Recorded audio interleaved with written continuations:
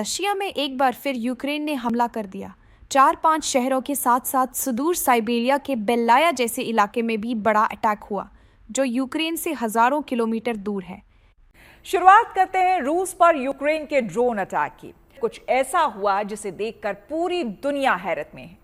कई टैंकर में रखे गए 100 से ज्यादा ड्रोन रूस के अलग अलग इलाकों में उड़े, रूस के अहम सैन्य ठिकानों तक पहुंचे और रूस के बेहद ताकतवर माने जाने वाले लड़ाकू विमानों को तबाह कर दिया। रशिया को तो नुकसान हुआ ही, लेकिन असली नुकसान तो हम जैसे इंडियन स्टूडेंट्स का हो रहा है। पहले ही युद्ध की वजह से खर्चा बहुत ज्यादा बढ़ चुका था, अब फिर से हमला हुआ है।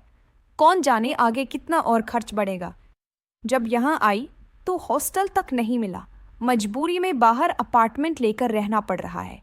एजेंट ने कहा था हॉस्टल सिर्फ 18,000 रूबल में मिलेगा, लेकिन अब सालाना 1,20,000 रूबल किराया देना पड़ रहा है। ऊपर से रोज टैक्सी का खर्च, दिमाग चकरा जाता है।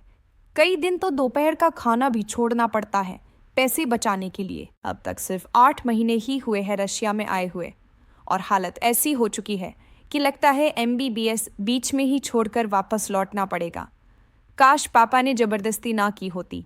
मैं तो चाइना जाना चाहती थी, ओमकार मेडिकॉम के डॉक्टर शामिक सर के साथ, लेकिन पापा ने कहा कि रशिया ही जाओ क्योंकि यहाँ का एजेंट हमारे शहर का है। अब वो एजेंट खुद गायब है, फ़ोन तक बंद है। बहुत बड़ी गलती की मैंने, ओमकार मेडिकॉम की बात ना मानकर।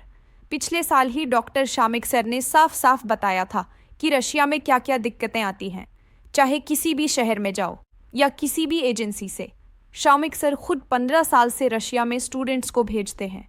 वो खुद स्टूडेंट्स के साथ रशिया भी जाते हैं, लेकिन पापा को उनकी बात पर भरोसा नहीं हुआ, सिर्फ इसलिए क्योंकि वो हमारे शहर से नहीं है। अब समझ में आया, एजेंट चाहे आपके शहर का हो चाहे घर के पास रहता हो, अगर अनुभव नहीं है और नीयत सही नहीं है तो वो किसी काम का नहीं।